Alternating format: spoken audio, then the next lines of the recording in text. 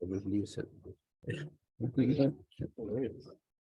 Notre copine habituelle.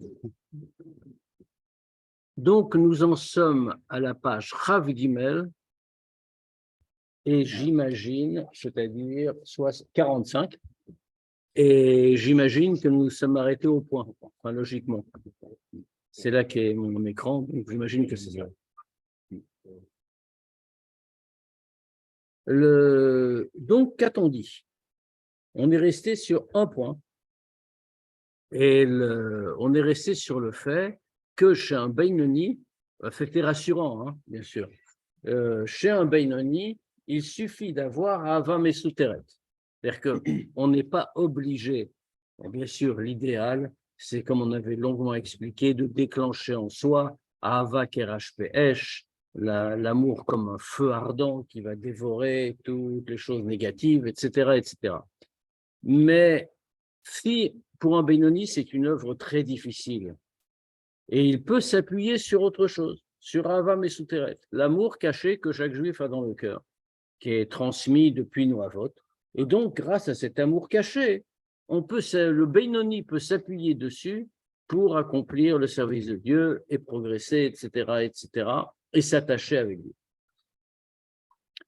Alors, c'est-à-dire qu'en vérité, il va y arriver de la même façon, il va y arriver par la réflexion, par la méditation.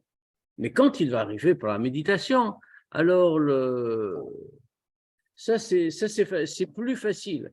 Le Admour Azaken a même été jusqu'à dire que ça, c'est à la portée de tout le monde. Alors, pourquoi est-ce que le Admour Azaken nous a précisé ça? Le Admour Azaken nous a dit ça pour une raison. Parce que comme il nous l'a dit depuis le début du Tanya, que c'est très facile, c'est très accessible pour tout le monde, même sans entrer dans les explications profondes de ce pasuk.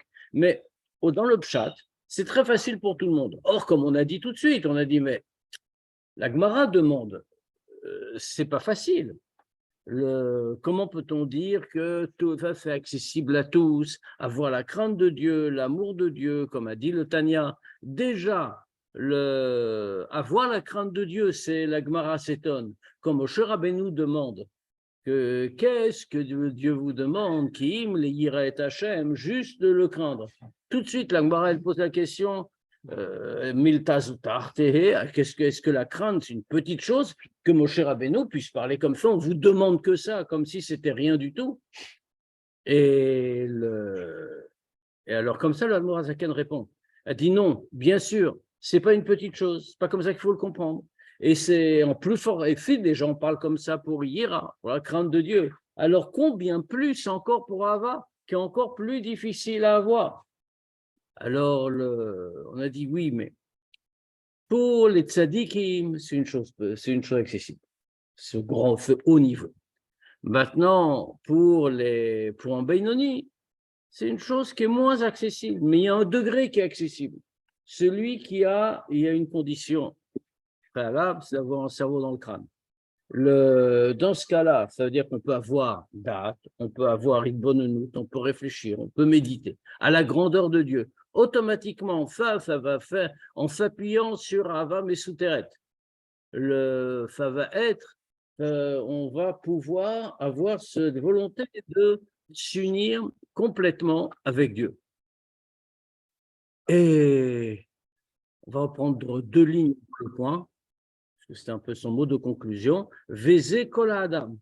Et ça, cette chose-là, pourquoi? Parce que quoi? Parce qu'en réalité, quel est le but? Le but, ce n'est pas l'amour de Dieu en soi, ce n'est pas Avat Hashem, ni Yirat Hashem. Le but, c'est Maaseh.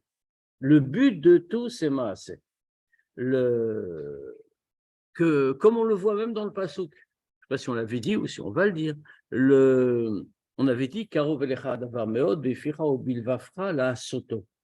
Le la soto n'est pas juste un troisième élément. Il y a beficha, ça veut dire la parole, bilvafra, ça veut dire la pensée, la soto pour le faire. C'est pas juste de s'attacher avec Dieu par une troisième chose. C'est que le beficha ou bilvafra, la parole et la pensée servent à quelque chose. C'est la soto. L'idée, c'est l'action. Or, dans ça, on peut y arriver. Comme dit ici l'Admour HaZaken, Veze Kol Adam. Ça, c'est tout l'homme.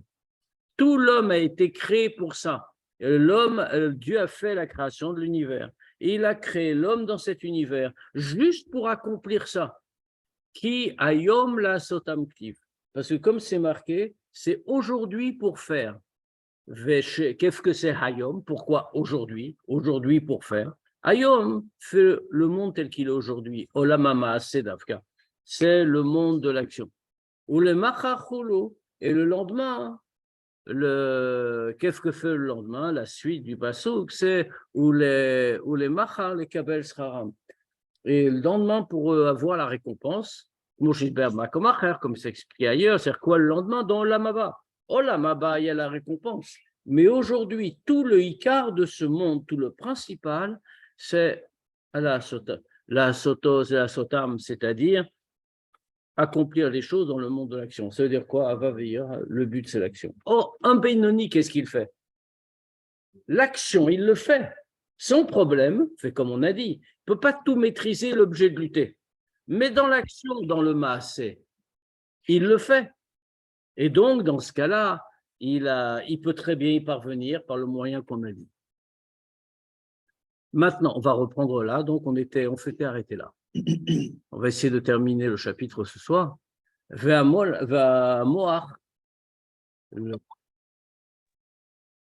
והמוח שליט בטיבו ותולדתו על חלל השמאלי שבלב, ועל פיו ועל כל האיברים שהם כלי המעשה.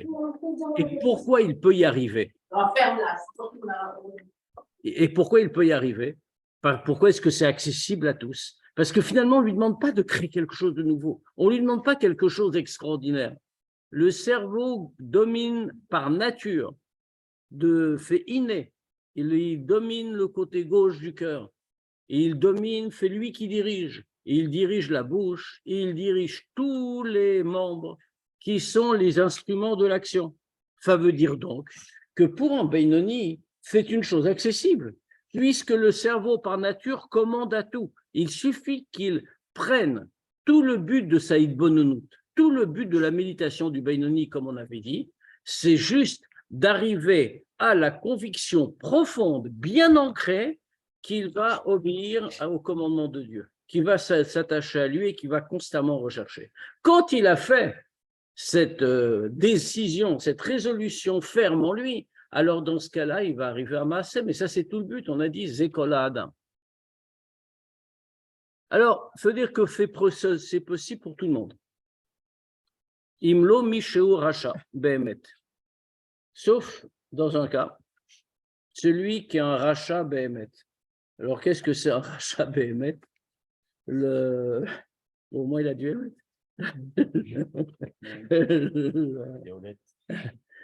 En fait, rachat Behemet, ici, ça veut dire rachat Veralo. Pas un rachat Stam, ça veut dire. Pas, on avait expliqué qu'en dans le degré de rachat, il y a deux niveaux. Il y a rachat Vetovlo, rachat Veralo. Rachat Vetovlo, c'est celui qui est en rachat, malheureusement, mais ça veut dire qu'il est dominé par le mauvais penchant, par un effet Shabbahamite, mais il a toujours du bien en lui. Et c'est pour ça, comme la Gemara elle dit, que Chaim. Ah, je ne sais pas si on vous entend. Ah, est-ce qu'on m'entend? Moi, on m'entend très bien. Hein. Bon, si on m'entend, tout va bien. Le rachat, qu'est-ce qu'on a dit? Donc, le rachat, comme la Gemara dit, Rechaim lim charatot kerimon. Les Rechaim, ils sont pleins de regrets comme la grenade pleine de graines. Ça veut dire quoi? C'est le pendant de l'autre Mahamar Chazal, que les Juifs, ils sont les mitzvot kerimon. Maintenant, les Rechaim, pourquoi? Pourquoi ils font plein de regrets? Parce qu'ils ont ces rachats vetovlo. En vérité, un rachat, Chaf Shalom, il ne va pas bien se comporter. Il va faire des choses qu'il n'aurait pas dû faire. Mais au moment après qu'il l'ait fait, il comprend le problème. Et donc, il va regretter. Et donc, il est plein de haratot. Ça, c'est un rachat et tovlo. Il lui reste quand même du tov, il lui reste du bien en lui. Maintenant, il y a le plus bas des degrés qui est rachat veralo, qui n'a que du mal en lui, c'est-à-dire qu'il a perdu tout contact avec Ruchniut, avec la divinité, avec la Neshama, avec tous ces inyanim-là. Alors, c'est nécessairement quelqu'un qui a conscience de la Torah, des mitzvot. Même pas, mais on va, oui. Ça, c'est encore des questions comment il va être jugé, mais ce n'est pas le problème. C'est dans ce qu'il est, il est. C'est-à-dire, c'est un rachat. Veralo, c'est ce qu'il appelle ici un rachat behemet. Ça veut dire qu'il n'a aucun aspect de bien en lui, pour une raison ou pour une autre. Alors bon, on va dire, c'est comme c'est pour telle et telle raison. Aujourd'hui, dans notre temps, il est clair que même si on voit des gens comme ça, dans l'immense majorité des cas, c'est Tinokot Shenishbu, c'est comme des enfants qui ont été enlevés quand ils étaient petits par des goyim et qui ont été élevés comme des goyim. Comme le Rambam dit, qui explique très bien, il dit ces gens-là, ils ne sont pas responsables. Et si un jour ils font tchouva, on a l'obligation de les accepter, même s'ils sont convertis et qu'ils ont servi à Vodazara pendant des années. Il y a tout le fameux Igeret Hashmad du Rambam.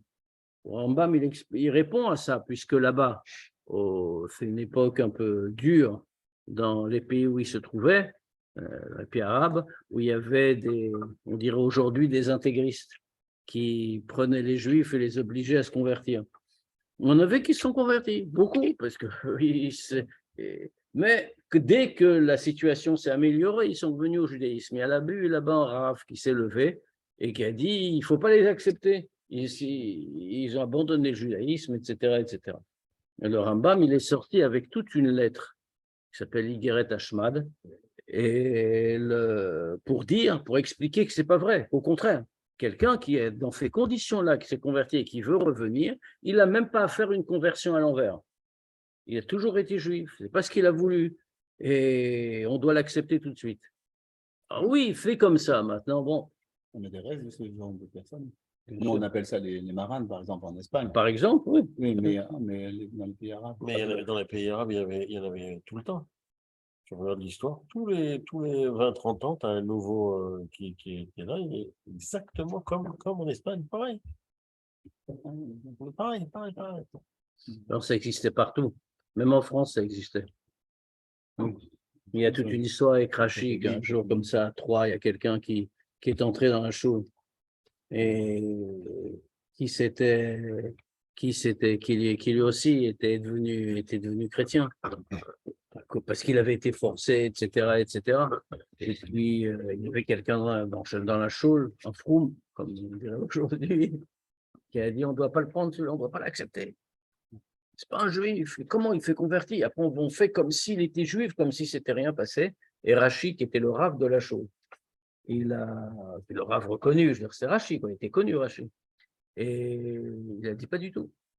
Il a dit il faut laisser tranquille, qu'il entre. Il est entré, et même c'est un jour de Créatora, il l'a fait appeler pour que lui fasse Akbar, pour montrer à tout le monde que c'est un juif. Et c'était pas chaud, c'est un truc qui a beaucoup marqué à l'époque. On a traversé les trucs. Mais,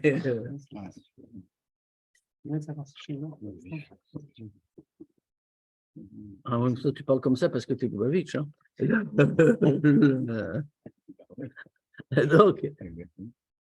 Donc, en tout cas, celui qui est un rachat bémet, on vient de commencer, celui qui est un rachat bémet, c'est le rachat veralo, celui-là,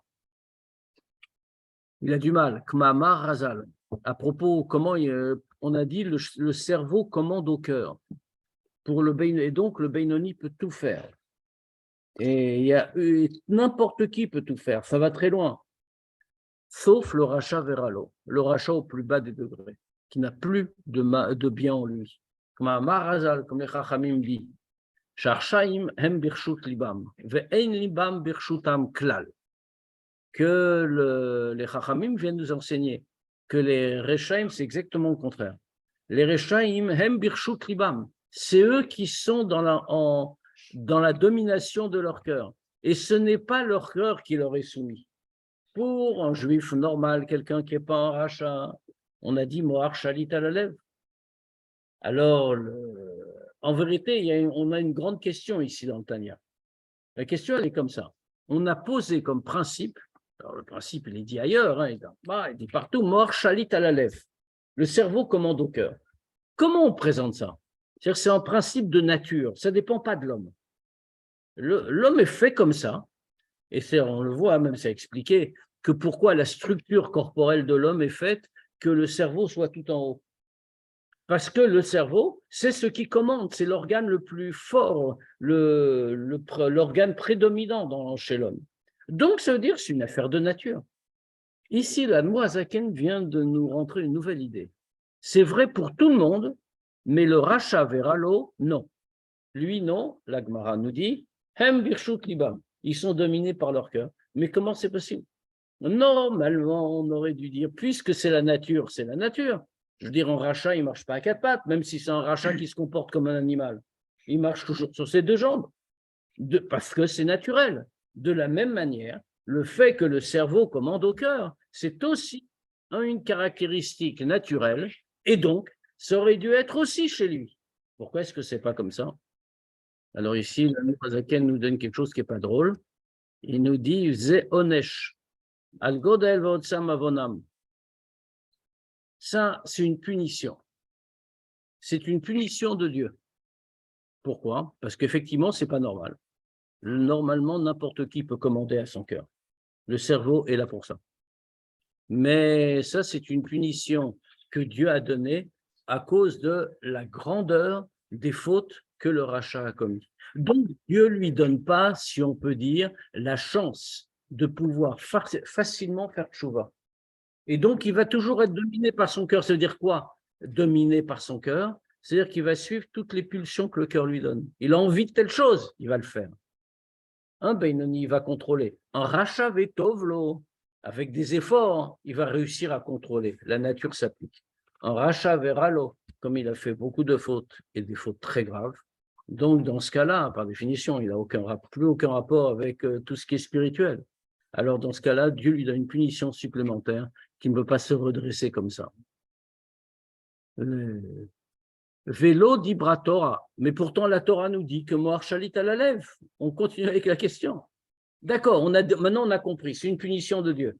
Mais malgré tout, la Torah vient nous dire Moar Shalit à la lèvre. Dans ce cas-là, pourquoi ce n'est pas vrai pour le Racha Veralo? Alors, Zaken continue et nous dit Vélo d'Ibra Torah bemetim elu shebechayem kroyim metim. Et la Torah n'a pas voulu parler de ces morts-là qui, dans leur vie, sont appelés morts. L'Ershaïm, c'est écrit comme ça, Be'af bechayem kroyim metim. Les Rechaïm, même de leur vivant, sont déjà appelés morts. Pourquoi? Parce que qu'est-ce que c'est la source de la vie? La source de la vie, c'est l'attachement à Dieu.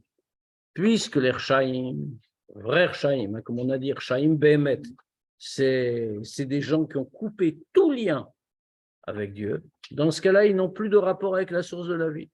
Dans ce cas, même de leur vivant, même quand ils sont vivants physiquement, ils sont aussi appelés morts. Donc, la Torah ne parle pas d'eux. Elle parle de ceux qui sont effectivement vivants. Qui behemet, i-efshar l'ershaim latri lavod Hashem bli sheyasu tshuva ala avar trila. Pourquoi? Parce qu'en réalité, les Rechaïm dont on parle ici ne peuvent pas commencer à servir Dieu s'ils ne font pas d'abord tshuva sur le passé. Alors, quel tshuva? Qu'est-ce que ça veut dire? On va expliquer. Les shaver à klipot, shem masach mavdil, ou mechitza shel barzel, amafseket benam laviem shebashamayim. Que la tshuva ici, elle est faite pour une chose. La tshuva est faite pour briser les clipotes, qui sont Massach Mavdil, fait un écran qui sépare, une séparation, un mur, un rideau de fer, si on peut dire, qui sépare entre eux et leur Père qui est dans le ciel. Autrement dit, le rachat, il s'est séparé de Dieu. Ces actions ont fait quelque chose, il y a eu un effet. L'action de la faute a construit une séparation entre lui et Dieu. C'est pour ça qu'on lui dit « Ah, tu veux servir Dieu, mais tu ne peux pas. Tu ne peux pas puisque tu es séparé de lui, tu t'es séparé toi-même. » Alors, il y a une première étape. Avant de commencer à servir Dieu, il faut que tu fasses tchouva sur le passé. Alors, bien, tout ça, c'est très bien dit. Maintenant, on a juste une petite question. Qu'est-ce que ça veut dire faire tchouva sur le passé? Comment on fait pour faire tchouva? Là, il va tout de suite nous répondre en une ligne. Al yede shvirat libo ou merirat nafsho al chata'av. Par le fait qu'il va briser son cœur, il va avoir l'amertume de l'âme sur ses fautes. Kmosh katu bezoar. On va citer ce passouk interprété par le Zohar. Kmosh katu bezoar. Al pasuk zivre Elokim ruach nishbara lev nishbar vegomer. Alors dans le pshat, le pasuk qu'on vient de citer, on va le traduire d'abord simplement. Zivre Elokim, les sacrifices pour Dieu, c'est les offrandes, c'est ruach nishbara, un esprit brisé, lev nishbar, un cœur brisé vegomer. Bon, c'est la traduction simple, hein, c'est ça que veut dire le pasuk. Qu'est-ce qu'on apporte à Dieu? Dieu ne désire pas des belles offrandes, etc., etc. Ce que Dieu désire, c'est le lev nishbar, un cœur brisé, un esprit brisé, qu'on se rapproche de lui. Ce n'est pas l'interprétation du Zohar. Ça ne veut pas dire que ça contredit la première, mais le Zohar donne une interprétation plus profonde. She'al yedei lev nishbar, nishbera ruach hatuma de sitra achara. Que par le cœur brisé, c'est l'esprit de la Touma, de la Sitra Achara, l'esprit d'impureté qui va être brisé. Autrement dit, le passouk, on va le lire comme ça. Zivre Elokim, qu'est-ce une offrande pour Dieu? C'est Ruach Nishbara, que l'esprit, l'âme, si on peut dire le souffle, de la Touma va être brisé. Et comment on peut briser l'esprit de la Touma, le Ruach de Touma? C'est par Lev Nishbar, par un cœur brisé. On dit, ce n'est pas une équivalence, Ruach Nishbara et Lev Nishbar. Lev Nishbar, c'est le nôtre, ça c'est notre effort de tchouva. Ruach Nishbara, c'est celui de la Sitra Achara, de l'impureté, qu'on brise par le fait que nous, on a le cœur brisé. Aïn Sham, Parshat Pinchas, Daf Reshmem, ou Parshat Vayikra, Daf Red, Daf E, Amud Aleph, ou Bepirush Aremez Sham. On a les références si on veut. Ce degré-là, Vehi Prinat Tshuva Tata, c'est le degré de Tshuva inférieur. Alors, qu'est-ce que ça veut dire le degré de Tshuva inférieur? Quand on parle de Tshuva, le Tanya va l'expliquer longuement plus loin. Le Tshuva Tata, c'est le premier degré de la Tshuva. On distingue Tshuva Tata, Tshuva Ilah, Tshuva inférieur, Tshuva supérieur. Dans le nom de Dieu, il y a deux He, le nom de Dieu en 4 lettres, Yud, Ke, Vav, Ke. Le premier He s'appelle celui qui est juste après le Yud. Le premier s'appelle le He Ilah, c'est le He supérieur. Le deuxième He, la dernière lettre du mot, qui est après le Vav, c'est le He Tata'a, le He inférieur. Alors, ça fait des degrés spirituels différents. Quand Chav Shalom, un juif commet une avéra, alors selon la catégorie de l'avéra, il cause un défaut dans le He Ilah ou dans le He Tata'a. Il entraîne un vrai défaut spirituel. C'est-à-dire qu'il a fait, si on peut dire, bouger, descendre une lettre du nom de Dieu. C'est quoi la tchouva? Le mot tchouva le montre. Tchouva, on nous enseigne que le mot se découpe en deux. Tachouv, remettre, rendre, et he, un peu plus loin. C'est-à-dire ramener le he à sa place. L'idée spirituelle de la tchouva, c'est de rétablir le he comme il devait l'être. Le premier degré de la tchouva, c'est la tchouva tata'a. Comme il y a un he tata'a. Il y a une tchouva inférieure, enfin, le premier degré, inférieur, c'est pas péjoratif, hein, c'est le premier degré, qui est attaché avec le he inférieur. C'est aussi pas péjoratif, bien sûr. C'est-à-dire que c'est ce premier degré qui permet de ramener le he tata'a à sa place. Ce qu'on demande ici au rachat, de commencer par faire, pas de tchouvaïla. Tchouvaïla, c'est très haut en vérité. On demande tchouva tata'a. C'est-à-dire, il explique tout de suite, la lot he tata'a le akima menfilata. C'est-à-dire, faire élever le he tata'a pour le redresser de sa chute. Chez Nafla El Achitzonim, qui est tombé dans l'impureté, chez Sod Galut Ashrina. Ça, c'est le sens profond d'une idée qu'on appelle Galut Ashrina, l'exil de la Shrina. Le He Tata, alors pour des tas de raisons, le He Tata, le deuxième He du nom de Dieu, il représente le degré de Malchut. Ce degré de. Alors, à quoi sert le He Tata? On va préciser encore une petite chose. Pourquoi on dit qu'il y a un He Tata? Le He Tata, c'est ce qui transmet la vitalité au monde matériel. C'est pour ça qu'il est Tata. Pas parce qu'il n'est pas bien, bien sûr. C'est parce que la vitalité qui descend, puisque Dieu a créé l'univers tout entier avec les 4 lettres de son nom, qui sont les vecteurs qui permettent de donner la lumière divine dans tous les degrés. Et le dernier des degrés, c'est le He. Pourquoi? Parce que c'est le degré de Malchut. Alors, qu'est-ce que ça veut dire le degré de Malchut? On parle de la royauté de Dieu, Malchut. Ce qui ne veut rien dire, c'est juste un mot. Pourquoi? Parce que le degré de Malchut s'exprime à partir du moment où il y a une création. Comme il est dit, En Meler Bloam, il n'y a pas de roi sans peuple.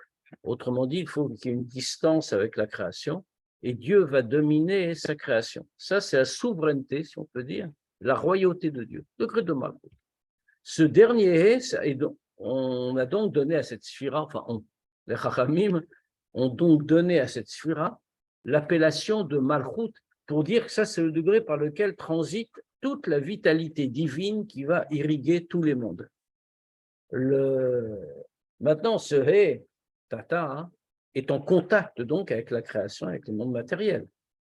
Un degré très élevé du spirituel par rapport à nous, mais très bas par rapport à l'essence de Dieu. Et à tel point il est en contact avec les mondes, c'est que nous sommes capables d'avoir une influence sur lui et le faire descendre dans la matérialité des mondes, ce qu'on a appelé ici dans les Chitzonim, c'est-à-dire y compris dans leur aspect négatif. Et renforcer ainsi, de cette façon-là, renforcer ainsi la clipa dans le monde, parce que nos actes ont vraiment des conséquences. Quand un juif, le shalom, ne se comporte pas comme il faut, il rajoute de la vitalité dans l'impureté. Ce n'est pas seulement qu'il n'a pas fait la volonté de Dieu, comme on dit, même si c'est vrai, fondamentalement, il n'a pas fait la volonté de Dieu. Mais ça a pour conséquence qu'il a fait descendre cette vitalité, cette force qui aurait dû venir renforcer la Gdusha, la présence de Dieu dans le monde, il a fait descendre, dans le côté inverse, il a renforcé l'impureté. Donc maintenant, il doit libérer tout ça en réalité. Et donc, fait ce qu'on appelle ici, faire remonter le He Tata, puisqu'il est tombé dans les clipotes. Et c'est ce qu'on appelle, quand il a fait ça, quand un juif, Rav Shalom encore, a fait ça, ça s'appelle Galut Ashrina. Pourquoi? Il a mis la Shrina littéralement en Galut, puisque la place de la Shrina n'est pas dans les clipotes. Et au lieu de la faire s'élever et apparaître au-dessus de toute la création, il a fait descendre dans les clipotes. Donc, il a amené la Shrina en Galut, comme on le voit marqué. Même les Chachamim le disent, c'est pas dans Kabbalah, c'est-à-dire c'est Mama Chazal, Galou le'edom Shrina imahem. Les Juifs, alors, il y a un sens premier. Galou le'edom, quand les Juifs ont été exilés à Édom, la Shrina est partie avec eux. Édom, c'est l'Empire romain. Donc, ici, les Chachamim nous consolent. Ils nous disent, même quand on va dans un endroit impur comme Édom, alors dans ce cas-là, la Shrina nous accompagne. Ça, c'est le premier sens. Mais plus profondément, Dehainu, chez Adam Osé Maase Édom, c'est moins gentil. C'est-à-dire, quand un homme fait, qu'est-ce que ça veut dire Galou l'Édom, qu'il a été exilé à Édom, quand un homme, il agit comme quelqu'un de Édom, un maasé de clipote, une action de clipote, une action d'impureté, elle est appelée par les Chachamim maasé Édom. Il agit comme quelqu'un de Édom. Et donc, on lui fait maasé Édom, alors à ce moment-là, Morid ou Mamshir Lesham, Prinad Venitsu Teloku, Tamechayet Naran Shelo. Alors, dans ce cas-là, qu'est-ce qu'il est en train de faire? Il fait descendre la Shrina dans Édom. Pourquoi? Parce que quand il se comporte comme ça, alors il fait descendre à l'endroit de Édom, dans l'action de Édom, l'étincelle de Dieu qui fait vivre son nefesh, ruach, neshama, amelu vashimbo, qui sont habillés en lui, benefesh abamit, mais à klipa shebelibo. Dans ce cas-là, pourquoi? Parce que pour vivre, c'est la vitalité que Dieu lui donne qui le fait vivre. Alors dans ce cas-là, c'est habillé en lui, il a un nefesh abamit, pas au mauvais sens. Le nefesh abamit, comme on a déjà dit plusieurs fois, n'est pas négatif par nature. Nefesh abamit, il y a de tout. Il y a des choses négatives. Il y a des choses positives aussi. Et pas seulement ça, mais le nefesh abamit, on en a tous un pour une raison très simple, c'est que pour vivre matériellement, on a besoin du nefesh abamit. C'est lui qui nous donne la vitalité matérielle.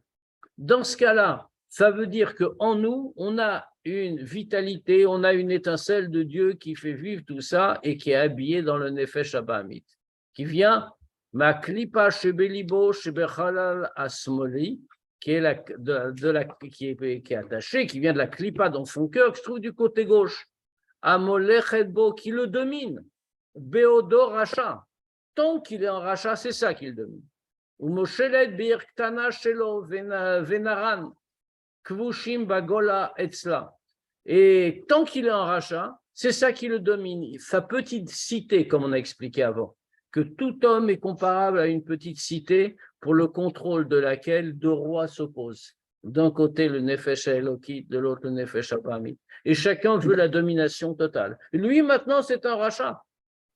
Il est dominé totalement par le Nefesh Abamit, qui a conquis la petite cité. Et Naran et son Nefesh Ruach ou Neshama, c'est les 3 degrés de l'âme qu'il possède, Kvushim Bagola Etzla, ils sont assujettis, ils sont soumis dans la galoute, ils sont en exil, dans cette petite vie, dans la petite cité. Donc ça veut dire qu'il a vraiment fait descendre tous les aspects de l'âme qu'il a et qui sont animés par la vitalité que Dieu donne et par une étincelle de Dieu. Il les a fait descendre dans la galoute sous le contrôle de Édom. Chez Nishba Libo Bekirbo. Et quand son cœur est brisé au-dedans de lui. Venishbera Ruach Hatuma Vesitraha. Et à ce moment-là, c'est la conséquence qu'on a expliqué. Le Ruach Hatuma Vesitraha, le souffle, l'esprit de la Touma, l'esprit de la Sitraha vont être brisés. Veit Pardo. Et tout va se séparer, tout va disparaître. Hi kama menefilata vegam nitzava. Alors à ce moment-là, ce qui va se passer, c'est que toutes ces forces, nefesh, ruach, neshama, vont se relever. Ça va se relever et ça va reprendre sa place, comme c'est expliqué par ailleurs, comme dit l'Admorazaken, c'est-à-dire que le préalable avant toute chose, le préalable avant tout retour à Dieu, c'est d'abord cette chouva. Donc, Lev Nishbar. Pourquoi Lev Nishbar en réalité? L'Admorazaken va y revenir. On a dit qu'il faut un cœur brisé. Bon, on peut se poser la question. Pourquoi est-ce qu'on dit que pour briser le roi de Sitra Harara, il faut avoir le cœur brisé? Quel rapport? C'est parce que qu'est-ce que c'est? Comment grandit la Sitra Harara, la Klipa? C'est quoi sa caractéristique? C'est l'éloignement d'avec Dieu. Qu'est-ce que c'est l'éloignement d'avec Dieu? C'est se ressentir comme existant indépendamment de Dieu. C'est pour ça que, comme on voit dans la Torah, que toutes les choses qui tournent autour de l'orgueil, par exemple, sont condamnées très fortement. Comme c'est connu, on voit comme c'est connu, on cite toujours ça. Et on voit très bien là, Dieu dit à propos du Baal Gava, de l'orgueilleux, il dit lui, l'orgueilleux, et moi, Dieu, nous ne pouvons pas habiter ensemble. Pourquoi? Un orgueilleux est considéré, comme les Chachamim le disent, il est considéré comme un Oved Avodazara, un idolâtre. A priori, ça paraît très bizarre en vérité, parce que c'est clair que l'orgueil, c'est pas beau. Il ne faut pas être orgueilleux. Ça fait partie de la morale, on apprend ça à un enfant. Mais pourquoi c'est quelque chose de tellement grave? Avodazara, c'est la faute majeure. Et on est en train de dire, l'orgueil, c'est comme Avodazara, quel rapport? En vérité, fondamentalement, c'est sur la même ligne de pensée. L'orgueilleux, c'est quelqu'un qui pense qu'il existe. Il a une importance tout seul. Le Oved Avodazara, c'est celui qui estime que la chose qu'il adore, ça a une importance en soi, en dehors de Dieu. C'est la même ligne de pensée. Et donc, qu'est-ce qu'on dit? Or, qu'est-ce que c'est que la Sitra Ahara? La Sitra Ahara, comme son nom, s'il indique l'autre côté, c'est il y a une pensée à part, quelque chose qui est indépendant de Dieu, je fais ce que je veux. Donc, la Sitra Ahara va toujours vouloir grandir, être plus forte, plus grande. Et elle va vouloir se développer constamment. Donc, elle attend que l'homme qu'elle inspire va lui aussi vouloir grandir, lui aussi se développer constamment. Maintenant, quand il a un lève nishbar, quand il a un cœur brisé, c'est-à-dire qu'il a brisé ce caractère d'orgueil. En brisant ce caractère d'orgueil, alors dans ce cas-là, la Sitra Ahara ne peut que disparaître. Ça ne l'intéresse plus, ça n'a plus de rapport avec elle. Elle voulait quelqu'un qui grossisse et grandisse, elle a quelqu'un qui se fait petit et qui est brisé. Donc elle se brise elle-même. Et c'est pour ça que ça fait disparaître toute la Mechitza Shel Barzel, comme on a dit, cette paroi de fer, ce rideau de fer qu'il y a entre le juif et Dieu. Alors, soit on peut s'arrêter là, soit on continue quelques lignes, on va le reprendre la semaine prochaine. Si vous voulez, il reste quand même un petit quart d'heure, on peut continuer quelques lignes.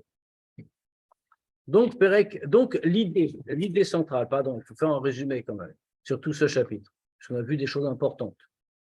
On a vu que rien n'échappe au Beinoni. Ça veut dire que le Beinoni peut véritablement s'attacher à Dieu et que s'il va se dire qu'il n'y arrivera pas, parce que c'est difficile, parce que c'est hors de sa portée, c'est des histoires de tzadikim dont on parle, je veux dire, la Hava, toutes ces choses-là, c'est pas pour lui. On me dit non. C'est pour lui, tout est accessible, tout est accessible, parce que pour le Beinoni, il suffit de se fonder sur Ahava Mesuteret, l'amour caché dans le cœur.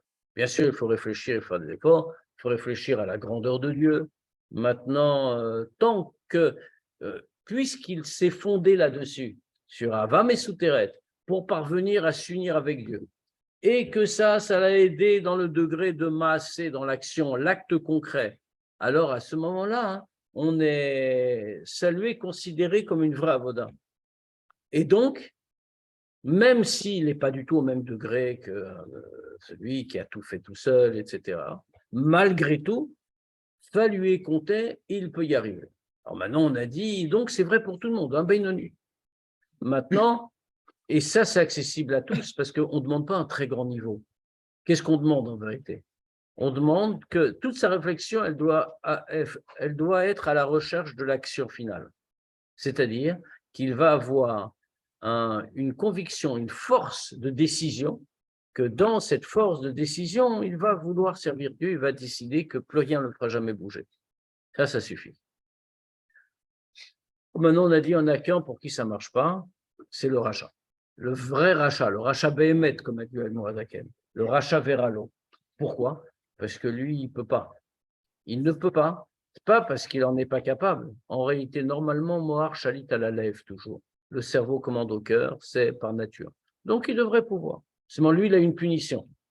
Dieu lui fait que lui, il ne se contrôlera pas, puisqu'il s'est séparé de Dieu. Alors, comment il faut faire? C'est-à-dire qu'il faut comprendre que la question, elle est très forte. Parce que si on dit qu'il y a une seule sorte d'homme qui ne va pas pouvoir le faire, ça signifie que cet homme-là est privé de libre arbitre. Ce qui est totalement impossible, puisque l'existence de la liberté de chacun, du libre arbitre, c'est un des points fondamentaux du judaïsme.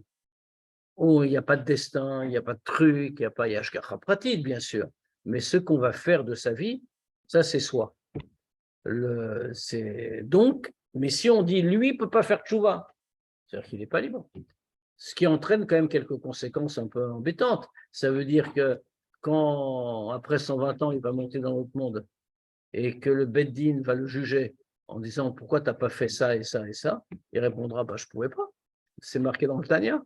Je ne pouvais pas. Il y avait Mechitza Shel Barzel, d'accord, je suis responsable, tout ça, mais j'ai essayé, mais je ne pouvais pas. Donc, on ne peut rien me reprocher, je ne peux pas être puni. Alors, on dit non, ça ne marche pas comme ça. C'est même faire tchouva. Et qu'est-ce que c'est la tchouva? C'est l'Ev Nishbar. C'est le cœur brisé pour briser la force de la klipa et de la sitra. Donc, c'est possible pour tout le monde. La grande idée, le Admorazaken va continuer sur cette lancée-là. Ça veut dire que personne ne peut dire « je ne peux pas, je ne suis pas capable ». Qui qu'on soit, on peut toujours. Quand on ne fait pas, on ne veut pas. Ce n'est pas qu'on ne peut pas. Donc, Perek Yutred, on va faire quelques lignes, on ne va pas faire grand-chose, mais ce n'est pas très grave. On prendra au début du chapitre lundi prochain, Be'ezrat Hashem. ותוספת ביו בר היטב מילת מאוד שבפסוק כי קרוב אליך הדבר מאוד וגומר. On va comprendre de manière encore plus précise, plus complètement, le mot méod. Puisque, comme on a dit, le Tanya est fondé sur ce pasuk qu'il a annoncé depuis la page de garde. Ki karov elecha davar méod, la chose est très proche de toi. On a dit la soto dans ta bouche et dans ton cœur pour la faire. Et comme on a expliqué, ça veut dire pensée, parole, action, avec toutes les implications dans l'action. Donc pourquoi méod? En réalité, le mot méod n'est pas absolument nécessaire. On est obligé de dire qu'il a un sens. Parce que si on avait dit ki karov elecha davar, la chose est facile pour toi, elle est proche de toi. C'était tout aussi clair. Si la Torah emploie le mot méod, très proche, c'est que ça a un sens précis. Alors, pour expliquer ce que ça veut dire, Tsarich Leda Neemana, il faut d'abord savoir parfaitement que même celui dont la connaissance sur Dieu est très faible, très petite,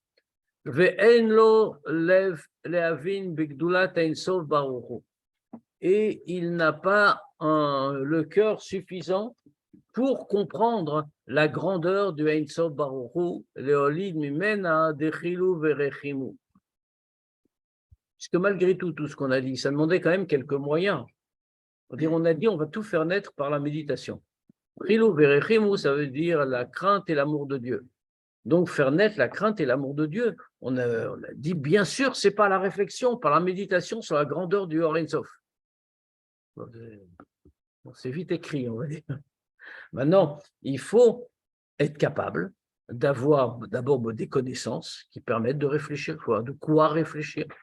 Et puis, deuxièmement, il faut avoir aussi les moyens intellectuels de se concentrer. Là, c'est les deux aspects. Si quelqu'un, ce qui est malheureusement le cas général dans notre génération, Da'atok Tsara Beyediat Hashem, quelqu'un qui a l'intelligence un peu courte dans la connaissance de Dieu.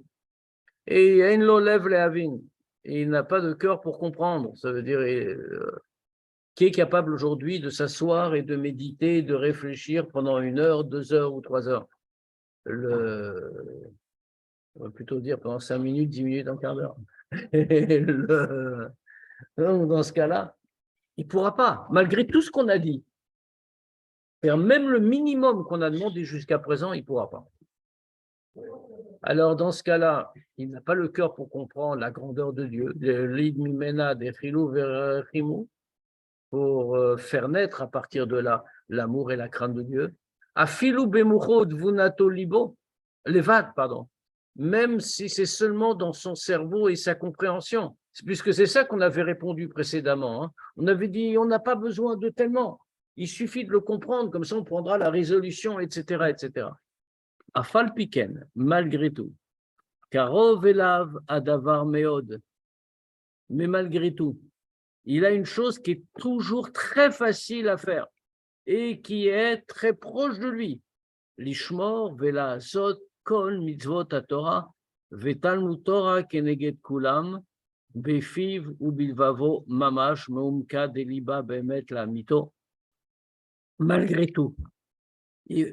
Pour lui, c'est toujours très proche de prendre une décision ferme, comme on a dit, d'accomplir toutes les mitzvot de la Torah, et en particulier l'étude de la Torah qui équivaut à toutes les mitzvot. Befiv ou bilvavo mamash, dans sa bouche et dans son cœur vraiment, mais umka deliba, du plus profond de son cœur, bemet, de la mito, d'une façon complètement sincère, bederchilu berechimu, donc avec la crainte et l'amour, Shehi Ahava Mesuteret Shebelev Klalut Israël, qui est caché dans le cœur de tous les Juifs. Shehi Yerushalanu Mavotenu, qui est un héritage de nos ancêtres. C'est pour ça que nous l'avons tous. Ce n'est pas le résultat de notre effort.